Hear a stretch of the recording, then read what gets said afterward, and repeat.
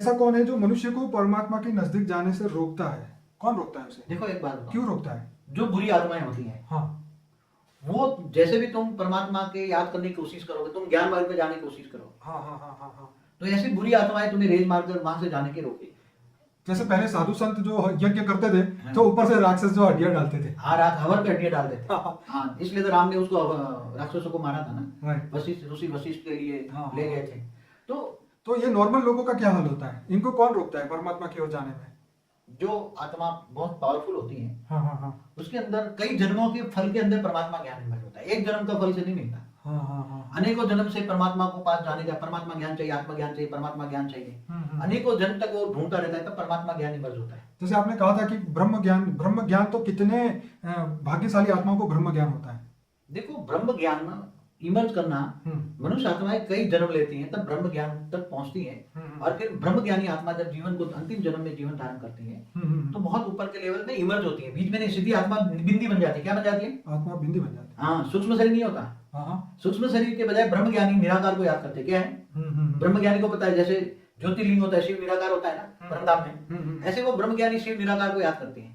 तो जैसे ही उसको पता है कि मैं प्रोसेस में जाऊंगा, सूक्ष्म शरीर निकाल के जाऊंगा तो मुझे बेहिसाब समय लगेगा, और बीच में सूक्ष्म में पहले तो असुर मिलेंगे मेरे को, तो मुझे ऊपर जाने नहीं देंगे, रोक लेंगे, फिर मुझे परेशान करेंगे। इसलिए जो ब्रह्म ज्ञानी होता है अंतमति गति में निराकारी आत्मा निराकार को शरीर धारण करती है, निराकारी स्टेज को धारण करती है आत्मा। क्या?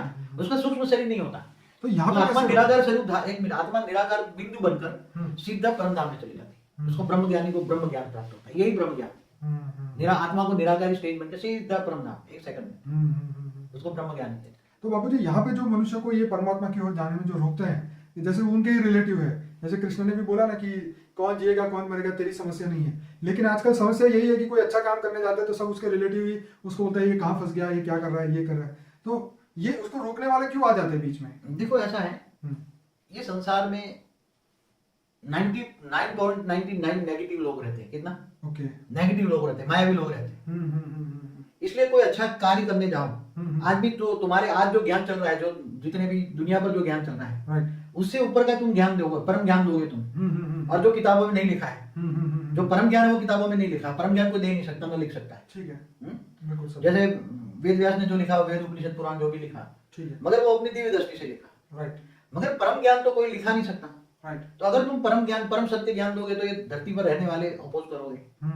इसलिए कोई अच्छा कार्य करने वाला आत्मा को कोई सहयोग नहीं करना, मगर सूक्ष्म जगत वाली नेगेटिव आत्मा है, जब कोई अच्छा कार्य करने के लिए जो सोचता है तो उसको संकल्प पकड़ने वाली आसपास में आत्माएं बैठी होती है, घर में ही बैठी, भूत प्रेत तो बैठे हैं, तो वही भूत प्रेत घर में जो बैठे हैं उसको कार्य अच्छा नहीं करने देंगे, और थोड़ी जगत में भी जिनके देह और देह के संबंधी उसको अपोज करेंगे, उसको कार्य नहीं करने देंगे, क्योंकि वो उसको समझ नहीं पाएंगे, उसकी आत्मा की कैटेगरी एकदम डाउन है, जो देह और देह के संबंधी है। इसलिए तो गीता में क्या बोला, तू मुझको देह और देह के सर्व संबंध भूलकर आत्मस्वरूप बन, मुझ परमात्मा को याद कर, मैं तेरे सब पापों का विनाश कर दूंगा। इसलिए देह और देह के एक कई जगह तो गीता में भी बोला है, तेरे सबसे दुश्मन कौन है?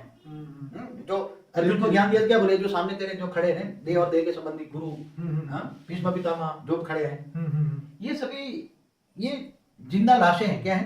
तू उसको मार डाल।